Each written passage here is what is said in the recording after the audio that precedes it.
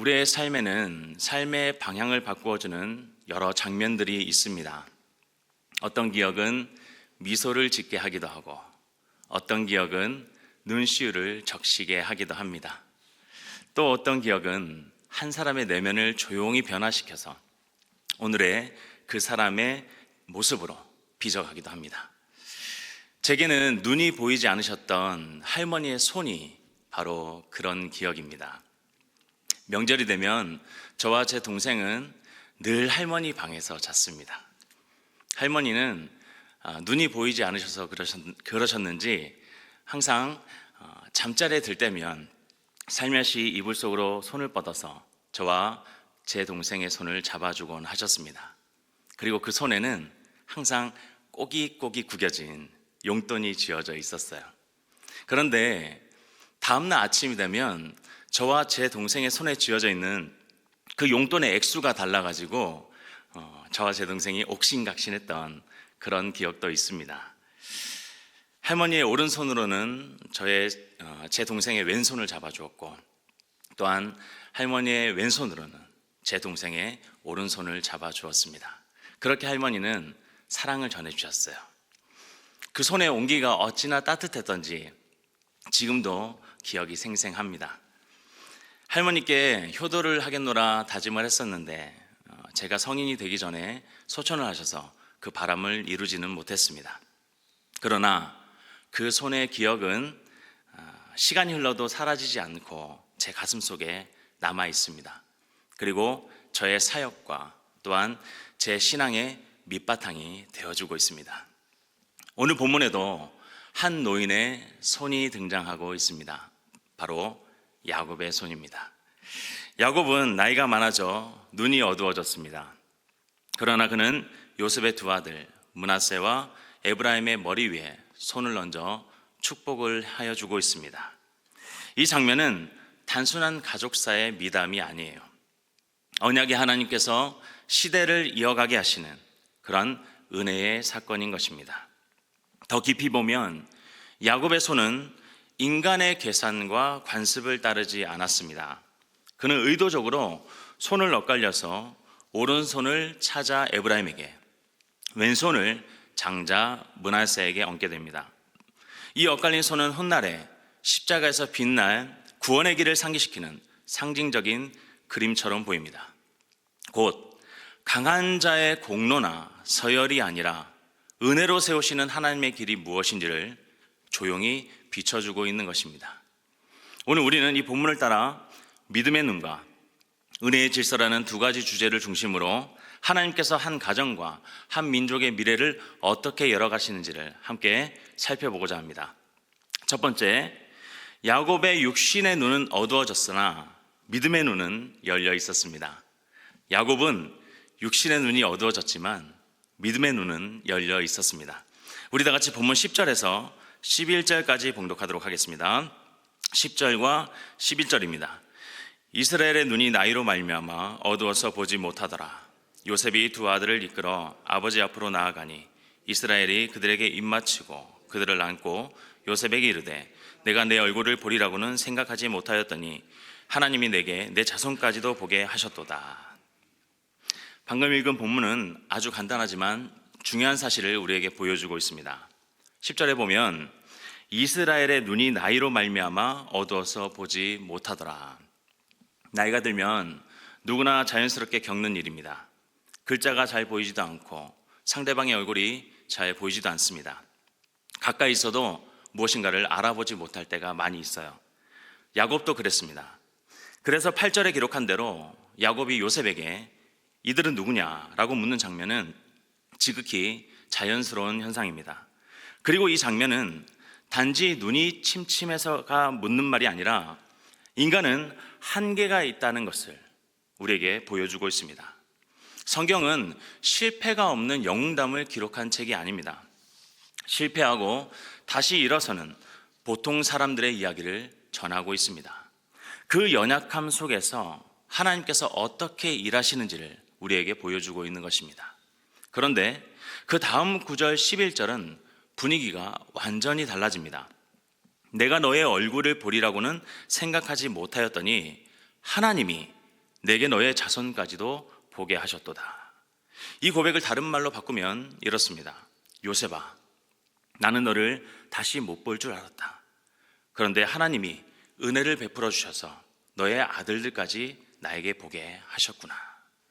여기서 중요한 단어가 하나님이 보게 하셨다입니다.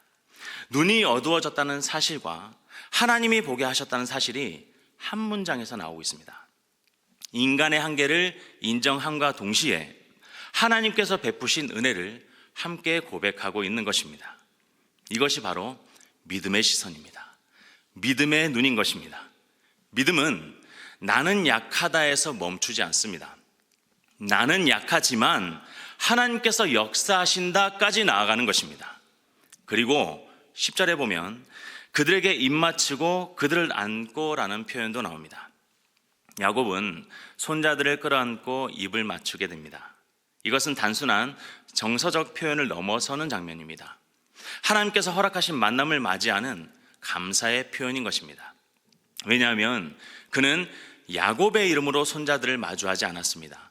이스라엘의 이름으로 손자들을 마주했어요. 또한 11절로 이어지는 그 믿음의 고백이 10절에 나오는 행위에 대한 야곱의 내면을 들여다보게 하고 있기 때문입니다. 보지 못하던 눈이었지만 하나님께서 보게 하신 바로 이 순간 야곱은 손자들을 품에 안으며 하나님께 대한 감사의 고백을 드리고 있는 것입니다.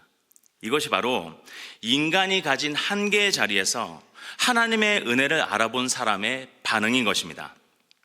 제 눈은, 내 눈은 나이 때문에 어두워졌습니다. 그러나 하나님께서 보게 하셨습니다. 손자들을 품에 안고 입맞출 수 있는 이 순간이 하나님께 너무 감사합니다 라고 말입니다. 즉 한계의 고백과 은혜의 고백이 함께 서 있는 것입니다. 이 둘이 함께 있을 때 우리의 마음에는 감사가 생기고 입술에는 찬양이 넘쳐나는 것입니다. 야곱은 나는 못 봤다, 나는 볼 수가 없다 해서 멈추는 것이 아니라 하나님께서 보게 하셨다까지 나아가고 있는 것입니다. 이것이야말로 믿음의 시선, 믿음의 눈인 것이에요. 우리의 눈앞이 아무리 흐릿하더라도 우리가 서 있는 바로 그 자리에서 하나님께서 베푸신 은혜를 분명히 볼 수 있는 그러한 믿음의 눈을 가져야 되는 것입니다.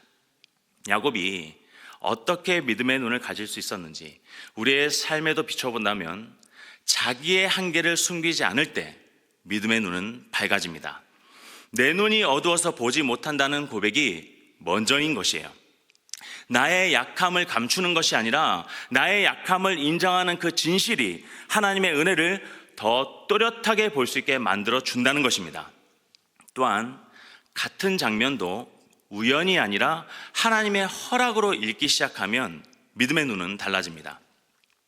야, 우연도 이런 우연이 있나? 이런 반응이 아니라 하나님께서 보게 하셨다, 하나님께서 만들어 주셨다라고 하는 확신으로 상황을 해석할 때 평범한 만남도 선물처럼 느껴지는 것이에요.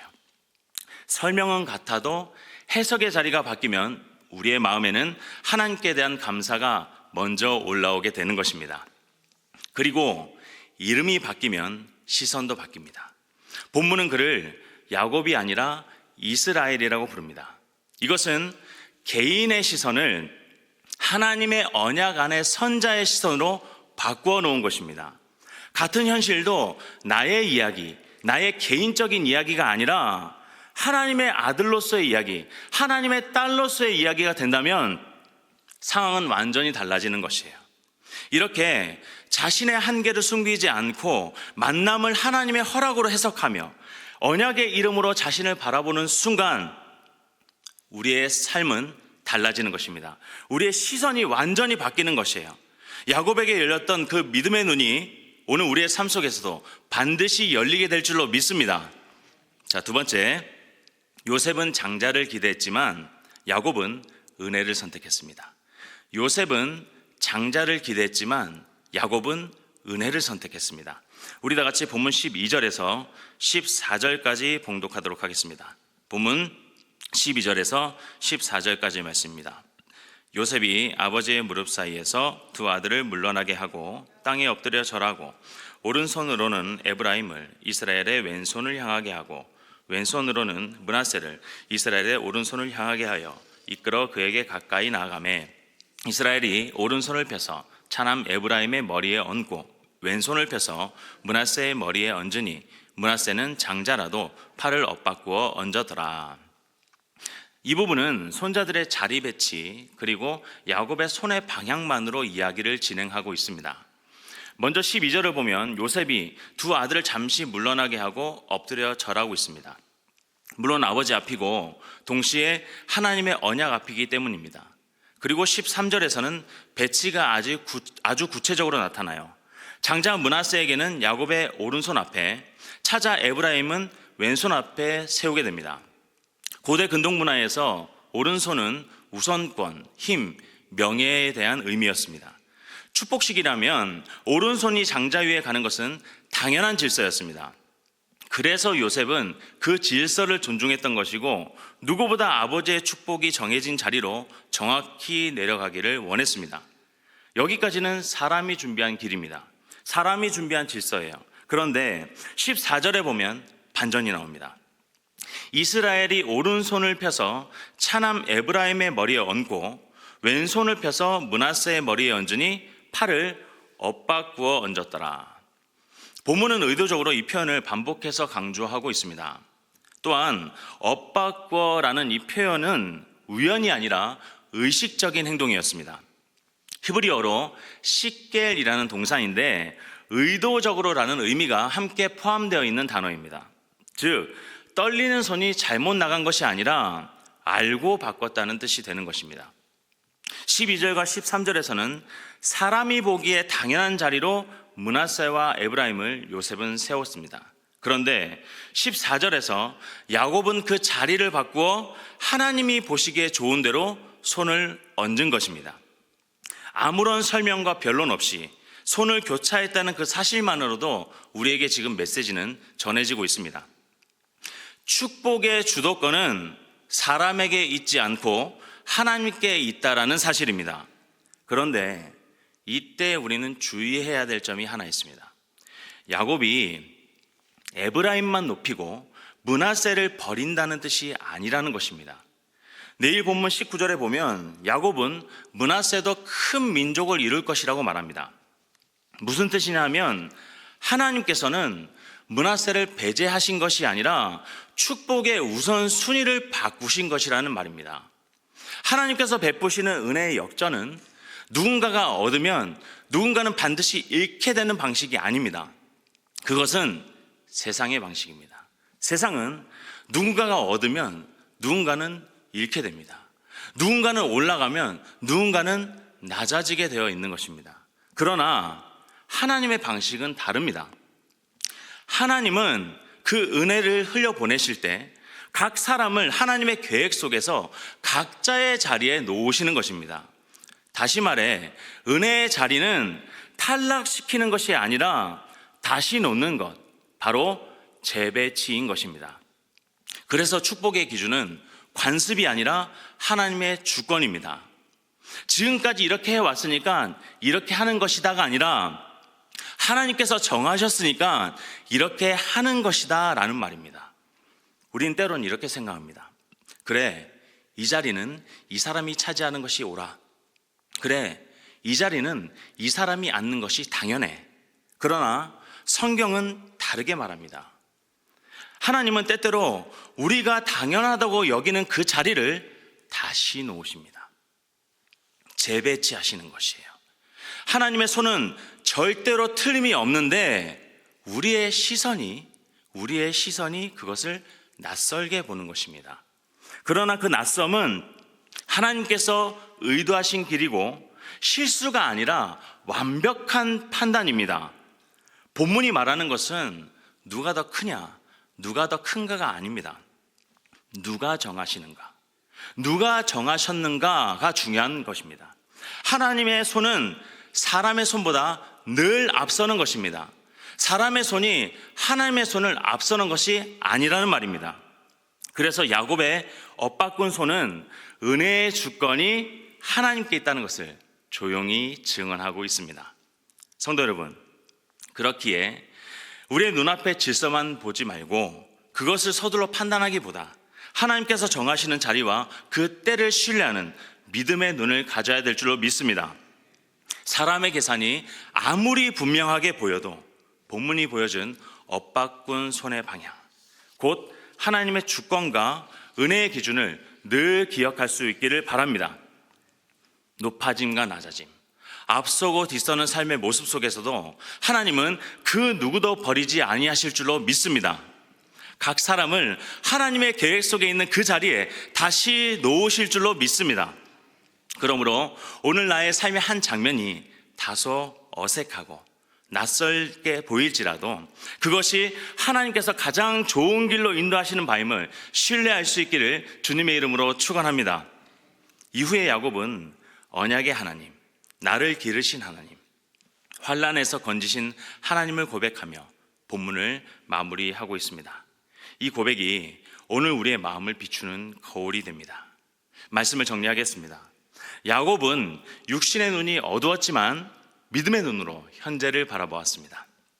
자신이 가진 육신의 한계를 숨기지 않았고 하나님께서 보게 하셨다는 은혜를 고백하였습니다. 인간의 한계를 인정하고 하나님께 감사하는 이 자리가 사실은 복음이 들어오는 자리이기도 합니다. 복음은 내가 할 수 있다가 아니라 하나님께서 행하셨다라는 그러한 기쁜 소식이기 때문입니다. 또한 야곱은 사람이 정한 질서보다 하나님께서 정하시는 질서를 따랐습니다. 엇바꾼 손은 누군가를 밀어내는 손이 아니라 은혜로 다시 놓으시는 손이었습니다. 복음은 바로 이 은혜의 재배치를 가장 분명하게 보여주고 있습니다. 구원의 자리는 우리의 자격으로 얻는 것이 아닙니다. 오직 예수 그리스도의 십자가와 부활의 역사로 말미암아 설 수 있는 자리인 줄로 믿습니다. 사람의 공로나 서열이 아닌 그리스도의 공로로 축복이 재배분되는 그 질서, 새로운 질서, 이것이 바로 복음의 질서인 것입니다.